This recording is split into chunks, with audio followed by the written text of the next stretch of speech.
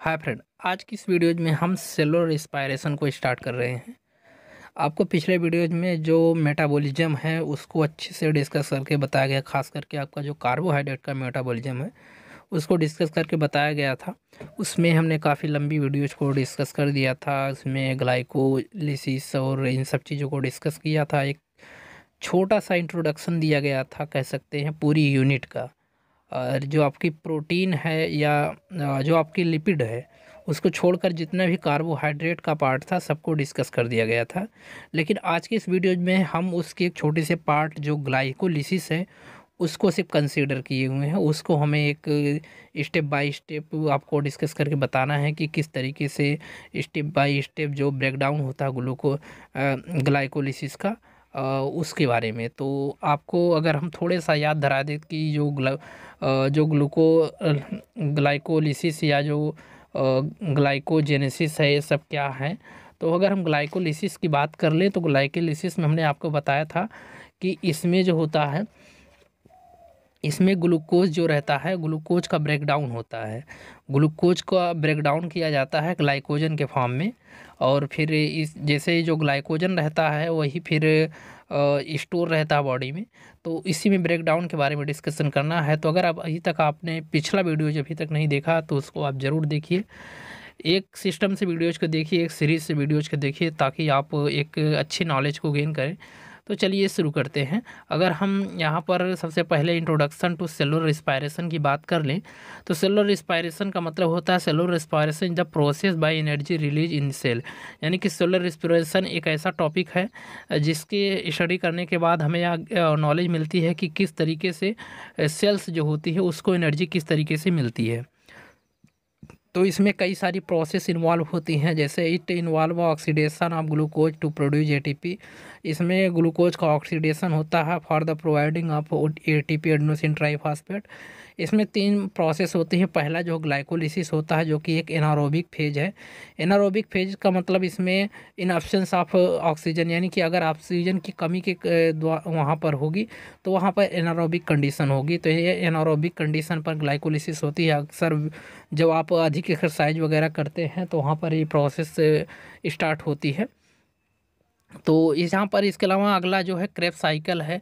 Krebs cycle जो है aerobic condition में होता है। एरोबिक कंडीशन है, एनारोबिक कंडीशन कहने का मतलब ये है जब आपका जो सेल्स रहता है, जो ग्लूकोज रहता है, जब वह ब्रेक डाउन होता है छोटे छोटे पार्ट में, यानी कि कार्बोहाइड्रेट जो आपका जब मोनोसैकेराइड में खास करके जब कन्वर्ट हो जाता है तो उसको सेल्स के द्वारा पूरी तरीके से एब्जॉर्ब कर लिया जाता है।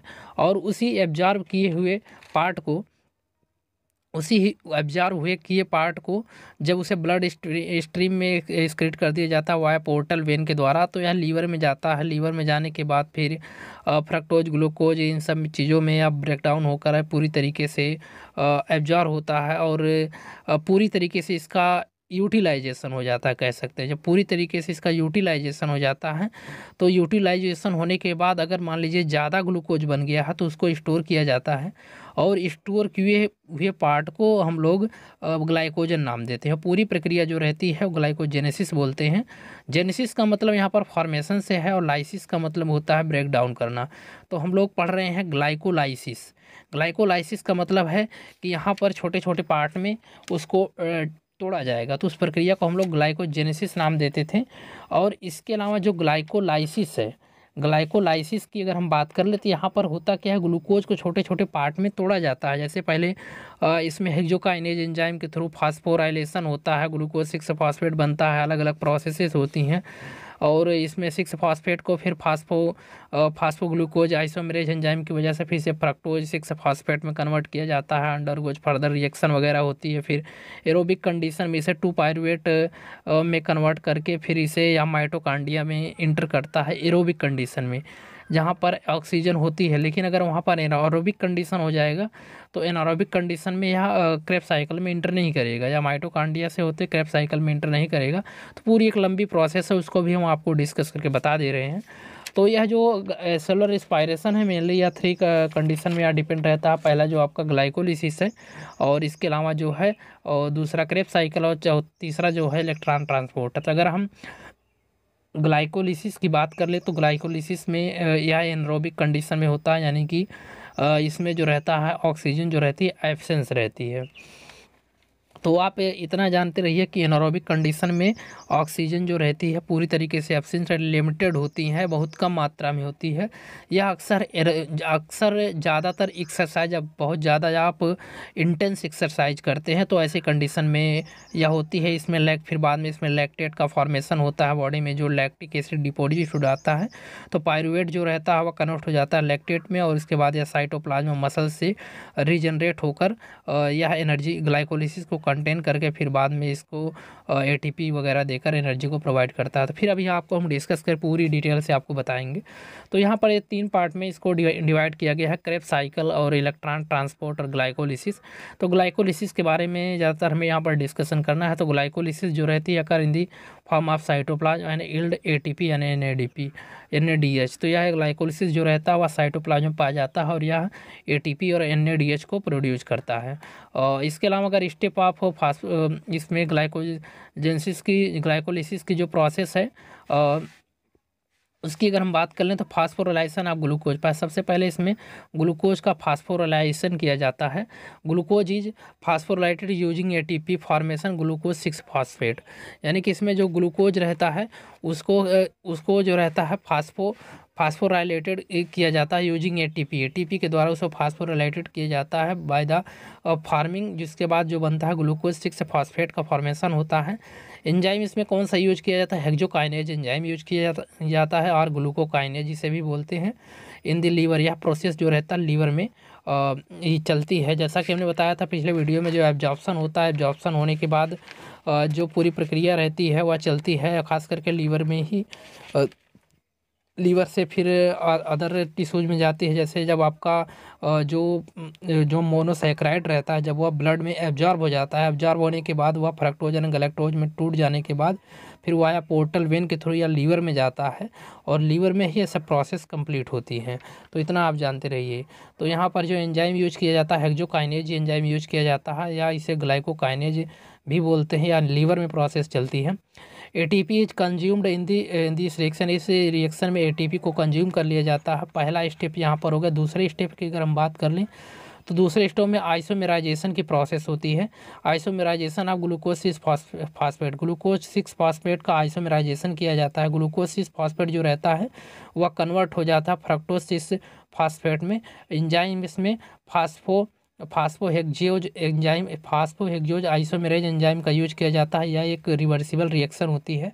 तो दूसरा स्टेप यहाँ पर जो है इसमें जो रहता है फ्रक्टोज 6 फॉस्फेट हमें ऑब्टेन किया जाता है। इसमें जो एंजाइम यूज किया जाता है phospho glucose isomerase enzyme use किया जाता है, और यह पूरी जो प्रोसेस होती है वह रिवर्सिबल प्रोसेस होती है।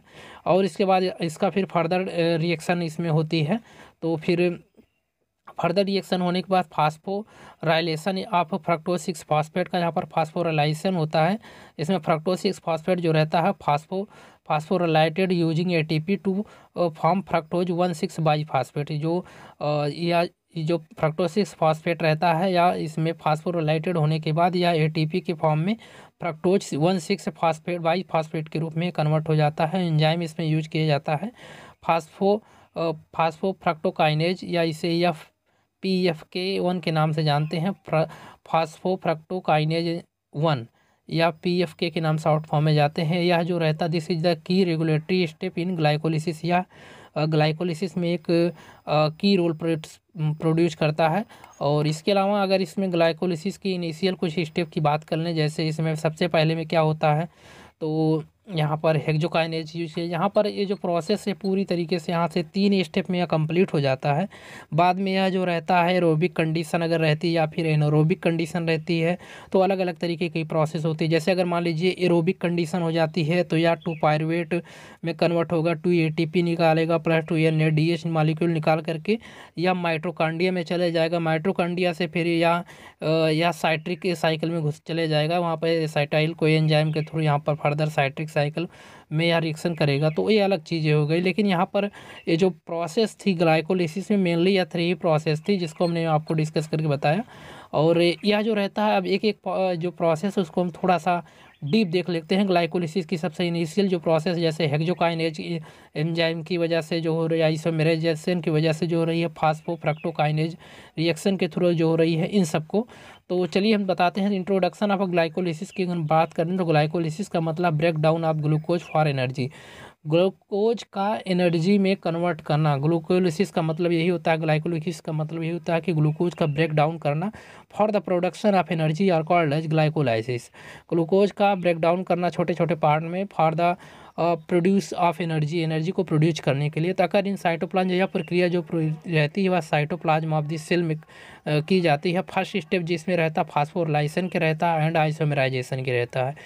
एकदम सटीक नोट्स को कंसीडर किया गया है, तो आप यहाँ से बिल्कुल समझ सकते हैं। पहला जो सबसे पहला प्रोसेस को हम देख लेते हैं, थोड़ा सा पेशेंस बनाकर रखेंगे, थोड़ा सा आपको बहुत अच्छा समझ में आएगा। तो यहाँ पर पहली स्टेप जो रहेगी वो फास्फोराइलेशन बाई हेक्सोकाइनेज। इसमें फास्फोराइलेशन होगा by the help of enzyme hexokinase. तो हेक्सोकाइनेज में क्या हो रिएक्शन इसमें होगा कि अल्फा डी ग्लूकोज जो रहेगा वह अल्फा डी ग्लूकोज 6 फास्फेट में कन्वर्ट हो जाएगा। और फिर इसमें एंजाइम कौन सा यूज किया जाएगा, हेक्सोकाइनेज। कोई फैक्टर इसमें Mg2+ रहेगी, एटीपी यूटिलाइजेशन होगा ATP into ADP, adenosine diphosphate. और पर्पज इसका क्या है, traps glucose to prepare for breakdown. इसमें क्या होगा कि जो ग्लूकोज है उसको ट्रैप किया जाएगा, पकड़ा जाएगा फॉर द ब्रेकडाउन, उसको तोड़ने के लिए। तो यहाँ पर पहली प्रोसेस हो गई थोड़ा सा डीप में। इसके अलावा अगर दूसरे प्रोसेस की बात कर लें, आइसोमराइजेशन ऑफ ग्लूकोज 6 फास्फेट, यानी कि जो आपका आइसोमराइजेशन का प्रोसेस है और यहाँ पर होगा, इसमें जो एंजाइम यूज होगा वो फास्फोग्लूकोज आइसोमरेज का एंजाइम का यूज होगा। तो इसमें क्या होगा, रिएक्शन जो होगी वह डी ग्लूकोज जो रहेगा, डी ग्लूकोज 6 फास्फेट जो रहेगा वह डी फ्रक्टोज 6 फास्फेट में कन्वर्ट हो जाएगा। तो ग्लूकोज 6 फास्फेट जो है वह आपका फ्रक्टोज 6 फास्फेट में कन्वर्ट हो जाएगा with the help of phosphoglucose isomerase enzyme. Enzyme इसमें कौन सा यूज होगा, फास्फोहेक्सोज या आइसोमरेज एंजाइम या फास्फोग्लूकोज आइसोमरेज एंजाइम भी इसे बोल सकते हैं। तो ये एंजाइम इसमें यूज होगा। टाइप क्या होगा, इंटरनल रीअरेंजमेंट होगा इसमें। पर्पज इसका क्या रहेगा, कन्वर्ट एल्डोज टू कीटोज, जो एल्डोज है उसको कीटोज में कन्वर्ट कर लिए फॉर द फर्दर मेटाबॉलिज्म, उसको फर्दर मेटाबॉलिज्म करने के लिए। और इसके बाद अगली जो प्रोसेस होगी वो फास्फोराइलेशन बाई फास्फोफ्रक्टोकाइनेसिस, फास्फोराइलेशन बाई फास्फोफ्रक्टोकाइनेज, फ्रक्टोकाइनेज। तो ये रिएक्शन इसमें क्या होगा, डी फ्रक्टोज 6 फास्फेट जो रहेगा वो फ्रक्टोज 1,6 डाई फास्फेट में कन्वर्ट हो जाएगा। और उसके बाद एंजाइम इसमें कौन सा यूज होगा, फास्फोफ्रक्टोकाइनेज, इसे PF1 के नाम से जानते हैं। कोफैक्टर इसमें Mg+2 रहेगा। एटीपी जो रहेगा यूटिलाइजेशन होगा ATP into ADP, adenosine diphosphate. Purpose इसका रहेगा कमिट ग्लूकोज टू ग्लाइकोलिसिस, इसमें ग्लूकोज को ग्लाइकोलिसिस में कमिट किया जाएगा, पकड़ा जाएगा। इसके अलावा यहाँ पर हम थोड़ा सा आपको रिएक्शन के थ्रू बता दे रहे हैं। रिएक्शन में आप देख रहे हैं, रिएक्शन आप देख रहे हैं, थोड़ा सा क्लियर नहीं दिख रहा होगा तो अभी हम उसको क्लियर कर रहे हैं। यहाँ पर थोड़ा सा अगर हम इसको जूम करें, अगर यहाँ पर इसको थोड़ा सा जूम कर लिया जाए तो आपको शायद दिखे। अब थोड़ा सा अच्छे डॉट पे क्लिक करके इसको, इसका रेजुलेशन जो है इसको आप एडजस्ट कर लीजिएगा for the better understanding. Utilization of ADP की बात कर ले तो यहाँ पर अल्फा डी ग्लूकोज जो है अल्फा डी ग्लूकोज 6 फास्फेट में कन्वर्ट किया गया with the help of hexokinase Mg+2। यहाँ पर निकल रहा है एटीपी जो है एडीपी में कन्वर्ट हो रहा है।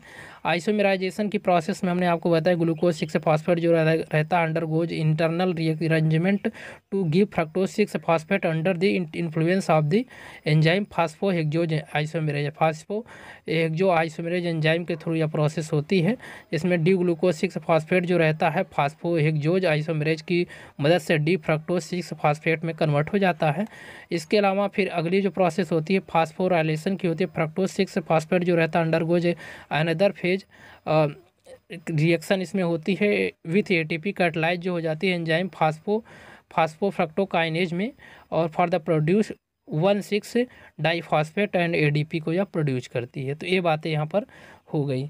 इसको हल्का सा हम जूम आउट कर लेते हैं, अब पूरा दिखेगा आपको। तो यहाँ पर क्या है जो प्रोसेस हो रही है, यहाँ पर डी फ्रक्टोज 6 फास्फेट जो है या फ्रक्टोज 1,6 या फ्रक्टोज 1 डाई फास्फेट में यह कन्वर्ट हो जाता है। और इसके अलावा इसमें फिर ओवरऑल समरी की अगर हम बात कर लें, पूरी तरीके से इसका जो समरी है उसको अगर हम डिस्कस कर ले थोड़ा सा, तो यहाँ पर आप देख रहे हैं, यहाँ पर summary of initial glycolysis step की पहले स्टेप में क्या हुआ है, हेक्सोकाइनेज जो फास्फोराइलेट्स की वजह से ग्लूकोज एटीपी यूज होगी, और दूसरे स्टेप में आइसोमेराइजेशन होगा टू फ्रक्टोज 6 फास्फेट का, तीसरे स्टेप में फास्फोफ्रक्टोकाइनेज ऐड होगा, अनदर फास्फेट से एटीपी यूज होगी, नेक्स्ट में क्लीवेज एंड ट्रायोज फास्फेट का प्रोसेस होगा। तो ये बातें इसमें हो गई। इसके अलावा अगर हम ग्लाइकोलिसिस के क्लीवेज, फास्फोराइलेशन, एटीपी फॉर्मेशन की यहाँ पर बात कर लें, तो यहाँ पर क्लीवेज ऑफ फ्रक्टोज 1,6 डाईफास्फेट की अगर हम बात कर लें, तो एंजाइम जो यहाँ पर यूज किया जाएगा वह एल्डोज एंजाइम यूज किया जाएगा। एंजाइम जो यूज किया जाएगा एल्डोज एंजाइम यूज किया जाएगा। और इसके अलावा इसमें प्रोडक्ट क्या बनेगा, glyceraldehyde 3 phosphate and dihydroxy acetone phosphate यहाँ पर बनेगा। और इसके अलावा यहाँ पर जो कन्वर्जन होगा वाया फास्फोट्राइवेज आइसोमेरेज एंजाइम, और इसमें इलस्ट्रेट रिएक्शन डायग्राम यहाँ पर शो किया गया है। और इसके अलावा फास्फोराइलेशन एंड ऑक्सीडेटिव डिहाइड्रेशन की बात करें, तो oxidative of G3P and 2,1,3BP enzyme जो होगा 3P डाईहाइड्रोजिनेज होगा NADH reduction to NADH illustrate reaction diagram यहाँ पर प्रोड्यूस किया गया है। तो ये बातें होगी। फॉर्मेशन ऑफ ATP की अगर हम बात कर लें, तो यहाँ पर फॉर्मेशन ऑफ ATP जो है, इसमें जो ATP का फॉर्मेशन होगा, हाई एनर्जी फॉस्फेट जो ट्रांसफ़र होगा, इसमें हाई एनर्जी फॉस्फेट ट्रांसफ़र होगा। एंजाइम जो होगा फास्फोग्लिसरेट काइनेज एंजाइम जो कन्वर्जन होगा 3 फास्फोग्लिसरेट का इसमें कन्वर्जन होगा। और इसके अलावा यहाँ पर जो क्लीवेज की प्रोसेस है, फ्रक्टोज 1,6 डाईफास्फेट जो होगा ये स्प्लिट हो जाएगा एल्डोज में इंटू 2 ट्रायोज फास्फेट में यह कन्वर्ट हो जाएगा। और इसके अलावा यह जो प्रोसेस होगी वह ऐसे क्लीवेज के माध्यम से आगे बढ़ेगी। और क्लीवेज के माध्यम से इसमें होगा क्या कि जो यहाँ पर एल्डोज है, एल्डोज इंटू 2 ट्रायोज फास्फेट में यह कन्वर्ट हो जाएगा, glyceraldehyde 3 phosphate and dihydroxy acetone phosphate में कन्वर्ट हो जाएगा। Both are inter converted by the enzyme phosphotriose isomerase. दोनों जो है एक एंजाइम जो फास्फोट्रायोज आइसोमेरेज है उसके द्वारा ये हो जाएंगे। इसके अलावा यहाँ पर डी फ्रक्टोज 1,6 डाईफॉस्फेट जो है यहाँ पर डाईहाइड्रोक्सी एसीटोन PO4 में, और इसके अलावा ग्लिसरल्डिहाइड D3PO4 में यहाँ कन्वर्ट हो जाएगा। फास्फोराइलेशन एंड ऑक्सीडेटिव डिहाइड्रेशन की प्रोसेस यहाँ पर शो किया गया है। तो ग्लूकोज जो प्रोड्यूस करेगा ऑक्सीडेटिव 3 फास्फेट में, या पूरी प्रोसेस को यहाँ पर 3 फास्फेट डाईहाइड्रोजिनेज के बारे में दिखाया गया है। पूरी फॉर्मेशन यहाँ पर ATP का फॉर्मेशन होगा with the enzyme phosphoglycerate kinase enzyme के लिविंग 3 फास्फोग्लाइसरेट, और ADP कटलाइज होगा यहाँ पर। और पूरी प्रोसेस यहाँ पर जो होगी वो यहाँ पर शो किया गया है। आइसोमेराइजेशन की प्रोसेस यहाँ पर होगी 3 फास्फोग्लाइसरेट जो होगा राइजिंग होगा phosphate on the position and converted into phosphoglycerate bye enzyme phosphoglycerate म्यूटेज enzyme के थ्रू यह प्रोसेस होगी। तो यहाँ पर इसका जो 3 फास्फोग्लिसरेट है उसे 2 फास्फोग्लिसरेट में कन्वर्ट करके दिखाया गया है। Due to the inter molecular shift the phosphoryl group from C3 to C2 in enzyme PGM के थ्रू यहाँ पर डिहाइड्रेशन की प्रोसेस है उसके बाद होगी, और पूरी प्रोसेस ऐसे आगे बढ़ेगी। इसके अलावा ओवरऑल समरी की अगर हम बात कर ले, तो ग्लाइकोज जो है इन्वॉल्व होगा cleavage, oxidation and ATP formation में। की एंजाइम इसमें जो यूज होगा एल्डोज 3G3P यानी डिहाइड्रोजिनेज जो होगा फास्फोग्लाइसरेट काइनेज एंजाइम में कन्वर्ट होगा। एंजाइम जो कैप्चर किया जाएगा ATP एंड NADH में। और इसके अलावा अगर हम ग्लाइकोलिसिस के फास्फोग्लाइसरेट एंड फास्फोफिनाल पायरुवेट की बात कर लें, तो यहाँ पर जो है ग्लाइकोलिसिस फास्फोग्लिसरेट एंड फास्फोफिनाल पायरुवेट जो रहेगा वह पहले स्टेप में इसका कन्वर्जन होगा आप 1 2 3 बाईसल्फो लोग ग्लाइसरेट टू 3 फास्फोग्लाइसरेट में, बाईसल्फोग्लाइसरेट टू 3 फास्फोग्लाइसरेट में एंजाइम इसमें यूज किया फास्फोग्लाइसरेट काइनेज एंजाइम यूज किया। ATP का जनरेट होगा फ्रॉम ADP से। This substrate level phosphorylation reaction यह प्रोसेस होगी। तो स्टेप 2 इसमें क्या होगा, आइसोमेराइजेशन होगा 3 फास्फोग्लिसरेट का एंजाइम इसमें फास्फोग्लाइसरेट म्यूटेट एंजाइम का यूज किया जाएगा और इसमें जो फॉस्फेट ग्रुप रहेगा वह शिफ्ट होगा C3 टू C2, यानी कि तीसरे कार्बन से दूसरे कार्बन कन्वर्ट हो जाएगा फास्फोग्लाइसरेट टू फास्फोग्लाइसरेट, 3 फास्फोग्लाइसरेट से 2 फास्फोग्लाइसरेट में यह कन्वर्ट हो जाएगा। इसके अलावा स्टेप 3 में क्या होगा, डिहाइड्रेशन की प्रोसेस होगी 2 फास्फोग्लाइसरेट में। एंजाइम कौन सा, एनालोज एंजाइम का यूज कीजिएगा। रिमूव ऑफ वाटर मॉलिक्यूल का इसमें रिमूवल होगा फ्रॉम द फास्फोनिलोज पायरुवेट से, जिसे PEP के नाम से जानते हैं, और हाई एनर्जी का प्रोडक्शन होगा इंटरमीडिएट का। रिक्वायरिंग क्या होगा, Mg2+ Mn2 और फॉर एक्टिवेशन में यह मदद करेगा। समरी एंड इंपॉर्टेंस की बात कर ले तो these step are crucial glycolysis, ATP formation, production and energy transfer. Phosphoenol pyruvate is key for pyruvate formation. ये प्रोसेस हो गया। अगर ATP की जनरेशन और ग्लाइकोलिसिस के ओवरव्यू की बात करें तो ATP का जो जनरेशन होगा फॉर द फास्फोनिल पायरुवेट से, this high energy phosphate of phosphoenol pyruvate is transferred into ADP by pyruvate kinase. तो ये प्रोसेस जो होगी ADP पायरुवेट काइनेज के थ्रू ट्रांसफर्ड होगी और यह जो जनरेट होगा 1 मॉलिक्यूल ऑफ ATP पर mole of the glucose oxidised enolpyruvate spontaneously convert हो जाएगा to keto form to pyruvate में। और इसके अलावा यह जो प्रोसेस है यहाँ पर PPT में ATP का जनरेशन भी शो किया गया है, तो इसको यहाँ पे आप बना सकते हैं। जो फास्फोफिनॉल पायरुवेट है वह पायरुवेट इनॉल में कन्वर्ट हो रहा है और इसके अलावा इनॉल पायरुवेट जो है स्पॉन्टेनियसली या पायरुवेट कीटो में कन्वर्ट हो रहा है। ओवरऑल बैलेंस शीट यहाँ पर दिखा कर पायरुवेट कीटो जो है लैक्टेट में दिखाया गया है। तो यह during glycolysis each molecule of glucose produce 2 molecules of glyceraldehyde 3 phosphate. The total input and output all the 9 glycolytic reaction are given below. तो यह रिएक्शन को दिखाया गया। लैक्टेट फॉर्मेशन की अगर हम बात कर ले, पायरुवेट जब हो जाएगा कीटो ग्रुप का रिएक्ट करेगा NADH+H+ से 2 फॉर्म लैक्टेट को, और यह एंजाइम जो रहेगा लैक्टेट डिहाइड्रोजिनेज जो रहेगा कैटलाइज हो जाएगा। दिस रिएक्शन NAD+ जो रहेगा रीजनरेट हो जाएगा which the essential for the glycolysis continue, और तब ये प्रोसेस लैक्टेट फॉर्मेशन हो जाएगी। इसके अलावा ओवरऑल अगर ग्लाइकोलिसिस बैलेंस शीट की बात करें तो प्रत्येक मॉलिक्यूल जो रहेंगे ग्लूकोज प्रोड्यूस करेगा molecule of glyceraldehyde 3 phosphate. Total input जो रहेगा और आउटपुट रहेगा 9 ग्लाइसिटिक रिएक्शन आर समराइज्ड हो जाएगा, और ग्लाइकोलिसिस जो जनरेट हो जाएगी ATP NADH and pyruvate for further metabolism में। तो यहाँ पर अगर हम ग्लाइकोलिसिस के ओवरव्यू की पूरी एक शॉर्ट में बात कर लें तो ग्लाइकोलिसिस जो होता है ब्रेकडाउन ऑफ ग्लूकोज होता है for the produce of energy. Reaction कुछ इसमें इक्वेशन जैसे ग्लूकोज जो रहता है पहले 2 ATP में कन्वर्ट होता है, उसके बाद 2 इनऑर्गेनिक फॉस्फेट में कन्वर्ट होता है, उसके बाद 2 NADH+ में कन्वर्ट होता है, फिर 2 H+ में कन्वर्ट होकर 2 पायरुवेट में कन्वर्ट होता है, फिर +2 ATP एडेनोसिन ट्राइफॉस्फेट से होते हुए NADH+2 मॉलिक्यूल ऑफ वाटर में कन्वर्ट हो जाता है। कुछ की चेंजेस में जैसे ग्लूकोज जो है ऑक्सीडाइज होता है 2 पायरुवेट में, NAD+ जो रहता है रिड्यूज होता है NADH से, एडेनोसिन डाइफॉस्फेट जो रहता है फास्फोराइलेटेड हो जाता है फ्रॉम दी ATP से। तो ये सब कुछ शॉर्ट इसमें इक्वेशन है।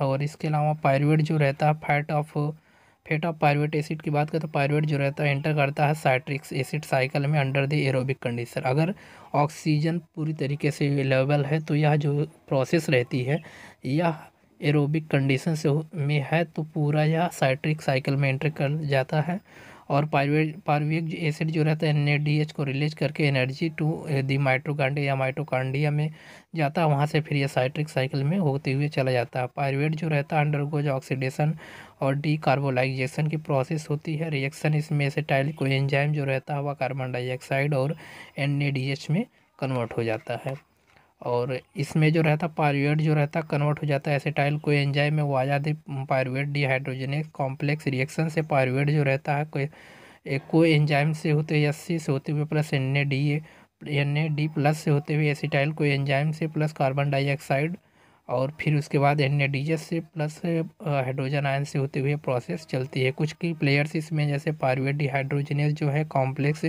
कोएंजाइम है, NAD+ जो है वो हाइड्रोजन एक्सेप्टर है। तो इतना इसमें की पॉइंट इसको याद रखिएगा। तो ये कुछ चीज़ें हो गई। इसके अलावा अगर हम पूरे आर समरी एंड कैलकुलेशन की बात कर लें तो ग्लाइकोलिसिस जो होती है प्रोड्यूस पायरुवेट एटीपी यानी एनएडीएच। पायरुवेट जो रहता है फर्दर ऑक्सीडाइज हो जाता है acetyl co enzyme releasing carbon dioxide acetyl co enzyme जो रहता है एंटर हो जाता है साइट्रिक साइकिल में और फर्दर एनर्जी का प्रोडक्शन करता है।